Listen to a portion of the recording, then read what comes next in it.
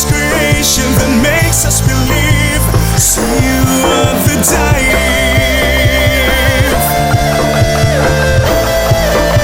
See you at the dive.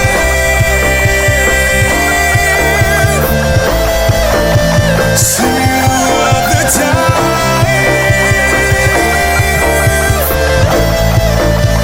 See you at the dive. Magandang araw, everybody. Here we are again for another exciting episode. And what are we going to talk about today, Miss Cindy? Hello, Luis. Hello, everyone. And we're back. And we have an exciting episode for you today. Okay, so last week we talked about sharks in general. Now we're going to talk about the butanding. This is the local name that is given to the whale shark, isn't it, Miss Cindy? It's the famous whale shark, the gentle giant butanding. And they are the largest species of shark and fish in the whole world. Exactly. The size of these fellows is a little bit a dilemma about biologists, but there's a world record that mentions a 23-meter long whale shark, all right? Exactly. So let's get ready. See you at the dive. The dive.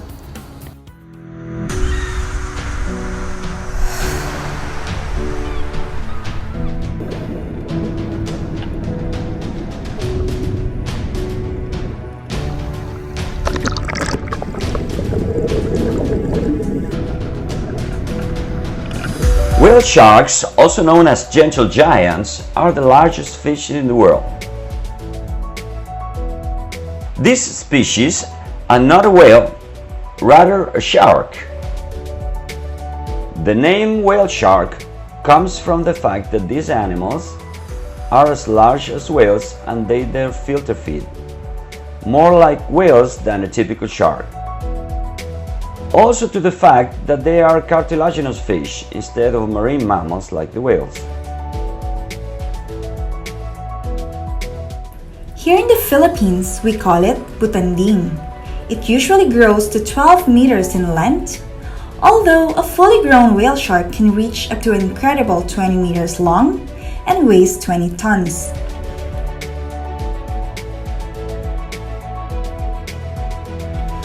These massive animals are easily recognized by a distinctive pattern of white spots and stripes on a dark bluish-gray background. Their undersurface tends to be pale with no markings, and their bellies are white. Each whale shark has its own unique pattern of spots, much like human fingerprints. Having this unique individual pattern that helps them to blend in their environment and can also be useful when researchers are counting their populations. The whale shark, well, they're the biggest fish in the world. What makes them different from other fish is they don't have skeleton made of bone, but their skeleton is made up of cartilage. So nothing really hard in their body. Like the hardest part would be their teeth and their jaw and their skin actually. Whale sharks, they're amazing animals. They are the largest species of fish, and they're also the largest species of shark that we have in the ocean. They were only discovered within the last 100 years, and yet now they're already endangered. They can grow up to at least 42 feet long, which is as big as a 40-foot shipping container. So these are amazing animals. They're amazing, gentle animals that if you ever get the chance to see one, you're very lucky to be able to have that opportunity, and you'll definitely cherish it the rest of your life.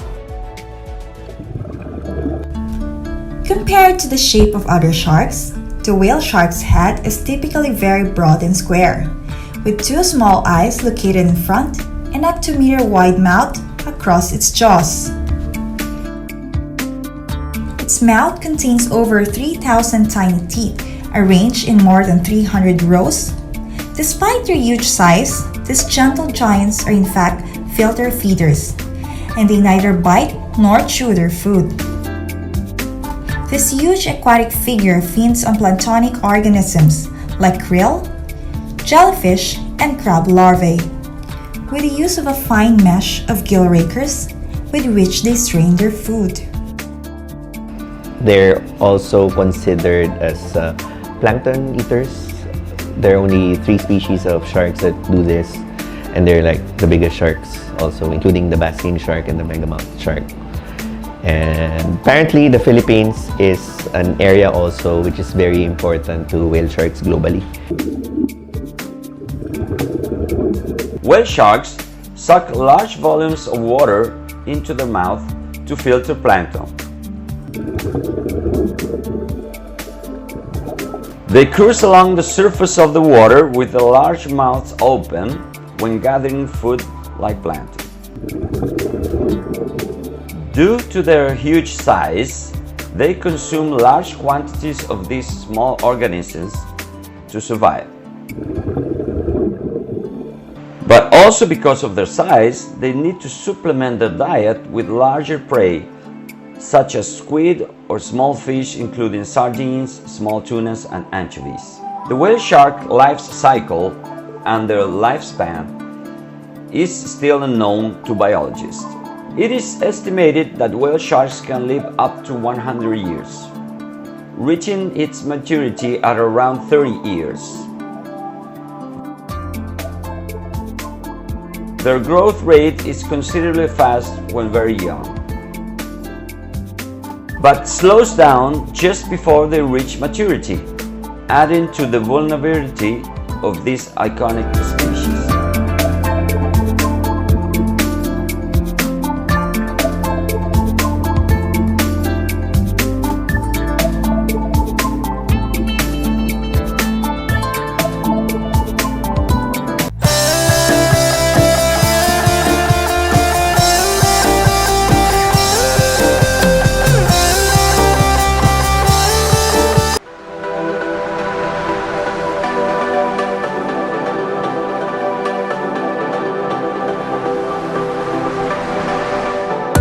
There are very few known predators of the whale shark. Among the list, humans are still the most significant threat to this species appear. Their large size, slow speed, and swimming habit at the surface makes them a huge prey to surface swimmers and humans. Although they dive to depths of over 1,500 meters, this characteristics makes them easy to kill. Even floating plastic rubbish that they accidentally swallow can cause injury or lead to death. Their natural protection is their skin, which can be up to 14 centimeters thick. However, they are still vulnerable to fishing and injury from boats. Unfortunately, this species is hunted in some parts of the world for its flesh, liver oil, cartilage, and fins increasingly used for shark's fin soup. And because their fins are relatively large in size, they are sold for a very high price.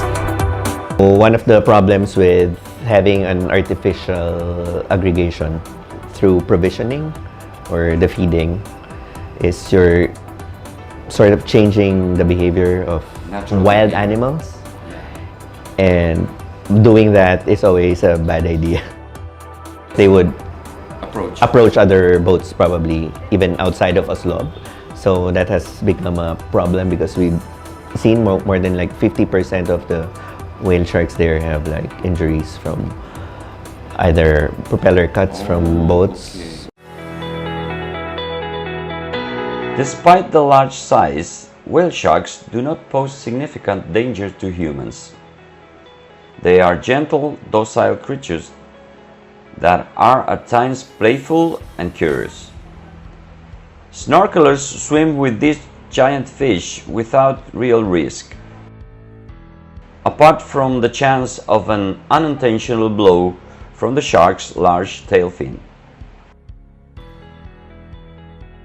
Opportunities to swim with these fascinating creatures have led to the development of an increasingly popular seasonal ecotourism industry, particularly in Oslo, Cebu, where these sharks have become a huge tourist attraction. Whale sharks have been observed to react to scuba bubbles, touching, and flash photography, so these activities are not permitted when swimming with whale sharks. They're gentle giants. They're not out attacking humans. In fact, out of all the sharks that we have in the ocean, probably only 4 or 5 are actually considered dangerous to humans. Plus, we've seen whale-shark interaction tourism work in other sites without the feeding. Oh, okay. So we have Donsol, Sorsogon, we have Puerto Princesa Bay, Honda Bay in Puerto Princesa, then we have Sogod Bay in Southern Leyte. So those are really excellent sites. It has been previously targeted in large-scale fisheries from India, Philippines, and Taiwan, with hundreds of sharks caught annually in each country until species-level protection were implemented.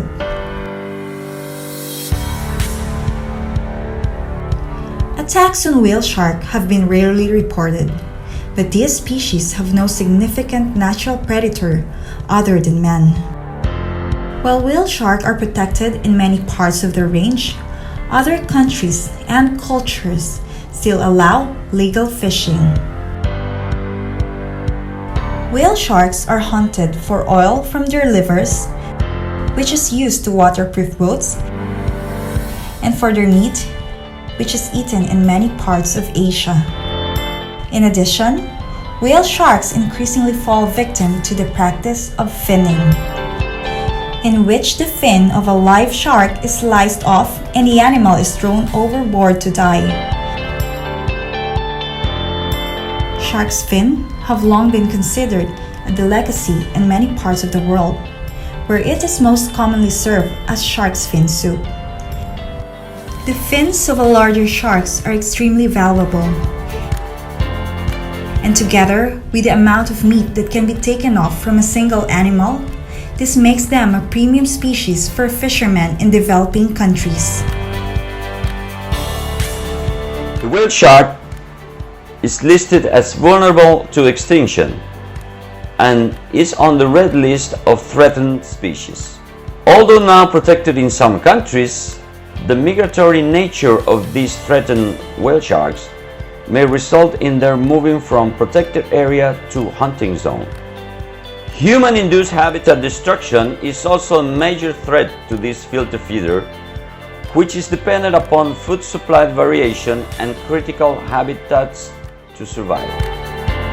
Humans interfering with the natural behavior of sharks can also cause disruption and drive these species from critical habitats. When you look at the way we humans practice fishing, we net up everything that's there. And then we sort it, we go, oh, we don't like this, we do like this, we don't like this. Whales and dolphins, they target young food lang strictly. They're not just randomly killing everything to get whatever they want. Humans, we destroy everything, then we go, oh, we like this, we don't like this. We'll bulldoze a whole mountain to get something that's used for a ring. We're destroying the very thing that we call planet. And yet with these guys, they're only eating what they need. They're not randomly killing or destroying their environment around them. So left alone, the ecosystem does an amazing job. Unfortunately, once you interman, we've done a very good job at destroying it.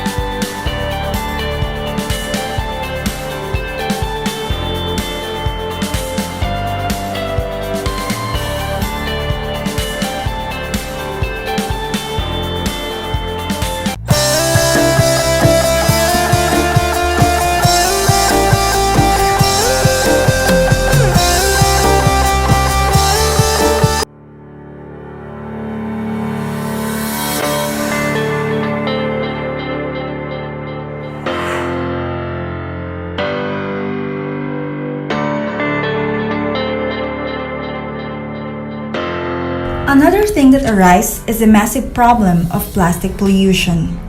Our demand for plastic has a devastating consequence for oceans and marine wildlife. These microplastics represents a significant risk for large marine filter feeders like whale sharks and manta rays.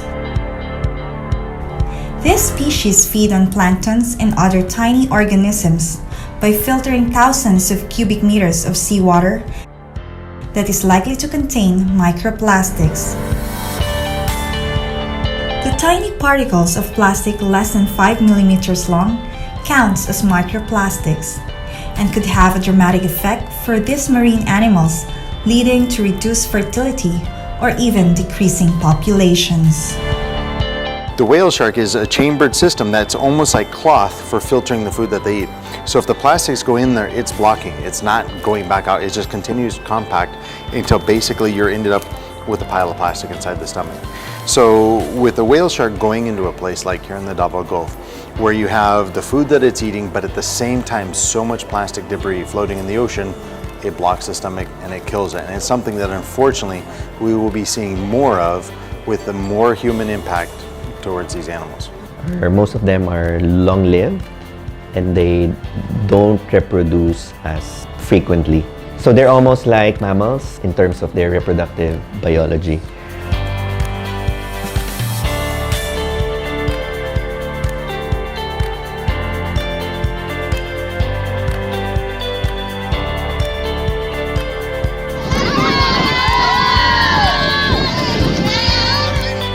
Last August the 7th, a 14-foot whale shark was found dead. The cause of death was attributed to the ingestion of various kinds of plastic after the necropsy conducted by marine biologists. This whale shark recently washed up to the shore at a coastal barangay in Tangum City, Davao del Norte. According to the marine biologists, the whale shark had ingested plastic cups, food wrappers, and other plastic waste that could have caused his death. Whale sharks are basically, they swim along the ocean, they open their mouth and they just filter in everything through their gills. So with it being a filter feeder, anything that's floating on the surface such as plastic bags, garbage, gets sucked in. If it's fortunate, it goes right past the gills and goes out. Unfortunately, in the case of this one, there was plastic cups that got stuck in the gills, there was candy wrappers, there was all different kinds of plastic debris that were plugging up their gills and their feeder rakes and then also filling up their stomach. He also said that people need to reduce plastic use and dispose trash properly to prevent more marine creatures from dying of plastic ingestion. With these whale sharks from dying, as well as the whales and dolphins, it's discipline. It's doing the coastal cleanups, but the coastal cleanups doesn't stop the problem. The coastal cleanups is picking up the garbage that's already there. It's the discipline of stop throwing the garbage to begin with. Because if you put a net across a canal to catch all the garbage, that doesn't stop more garbage from being thrown into the canal. The discipline has to start on the personal level.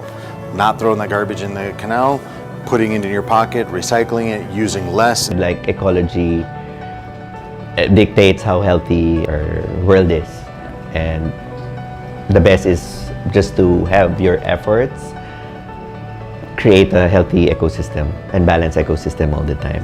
It's worth repeating the already well-known assumption that there will be more plastic than fish in the oceans by 2050 if we don't change our course of action.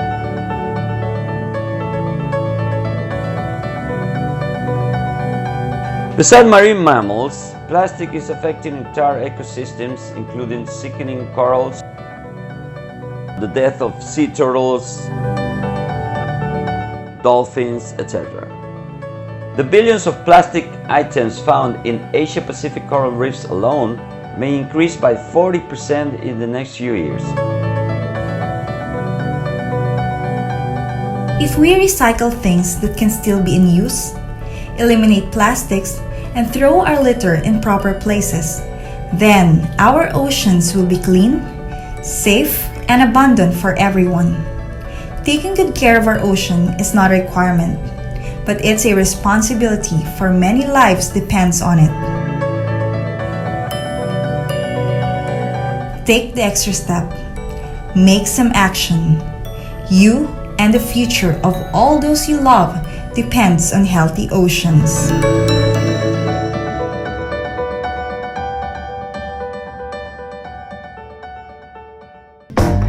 So everybody, it really depends on us. The future of the Butandigs is actually in our hands. The friendly interaction with these animals is vital, isn't it, Cindy? Yes, and that's why we're here, because we're campaigning about the conservation of Exactly. this species and how you take care of them as well. Yeah. Well, that's another 30 minutes of exploration. Until next week, for more diving and traveling, only here at The The Dive! It's the wonder of God's creation.